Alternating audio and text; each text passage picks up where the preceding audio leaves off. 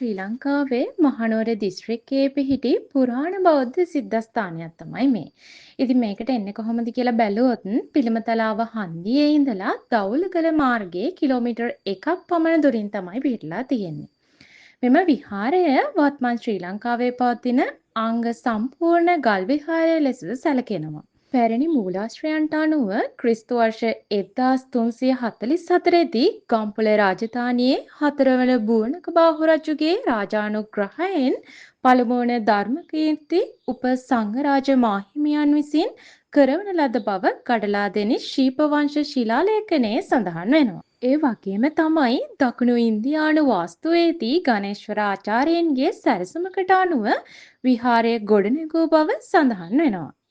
මෙම විහාරය ගොඩනගා තිබෙන්නේ හින්දු ආගම බෞද්ධාගමට ඉතාම කිට්ටු සම්බන්ධයක් පැවති අවධියක බව මෙම විහාර ගොඩනැගිලිවල හැඩහුරුකමින් අපිට දකින්නට පුළුවන්.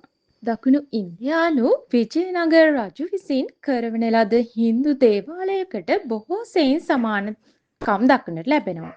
මේ විහාරය දෙස හොඳින් බැලූ කල්හි අපිට පොළොන්නරුවේ පිහිටි ශිව දේවාලයේ ගෘහ නිර්මාණ ශිල්පයත් මෙම විහාරයේ ගෘහ නිර්මාණ ශිල්පයත් එක හා සමාන බවක් දක්නට ලැබෙනවා. විශ්වකර්ම නිර්මාණයක් බඳු කැටයම් කළ කළු ගලින් නිම කරන ලද මෙම විහාරය එකකට එකක් පසුපසින් පිහිටනසේ ගොඩනැගූ කාමර දෙකකින් හා පිට මණ්ඩපයකින්ද සමන්විතයි. ඉතින් මේ සිද්ධස්ථානයේ අඩි 40ක් පමණ උසට ගොඩනංවා ඇති චෛත්‍යය විජයෝත්පාය චෛත්‍ය කියලා හඳුන්වන ලබනවා. උස් වූ කුළුණු 4ක් මත පියැස්සක් යෙදීම මගින් එයට ආරක්ෂාව සලසලා තියෙයි. මෙහි ඇති විහාරකය පැරණිතම ගොඩනැගිල්ල ලෙස සැලකෙන අතර ගෙඩිගේ සම්ප්‍රදායෙන් යුතුව නිම වූ ශෛලමය ඉදිකිරීමක්. ගෙඩිගේ සම්ප්‍රදායෙන් ඉදි වූ මෙම ඉදිකිරීම හා සමාන ලක්ෂණ මහනුවර නාථ දේවාලයේ හා නාලන්දා ගෙඩිගේ ආශ්‍රිතවද දකින්න පුළුවන් බව අපිට අපගේ මූලාශ්‍රවල සඳහන් වෙනවා.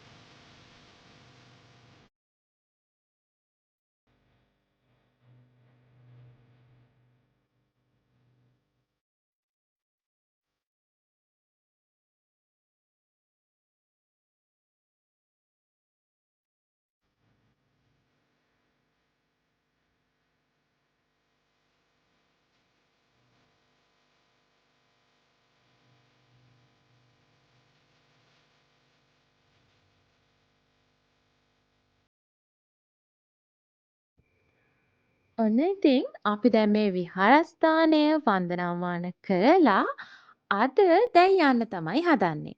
හැබැයි තවත් දවසක මේ වගේ ලස්සන වීඩියෝවකින් අපි ඔයාලා හම්බෙන්න එනවා. එතකන් ඔයාලට සුබ දවසක්.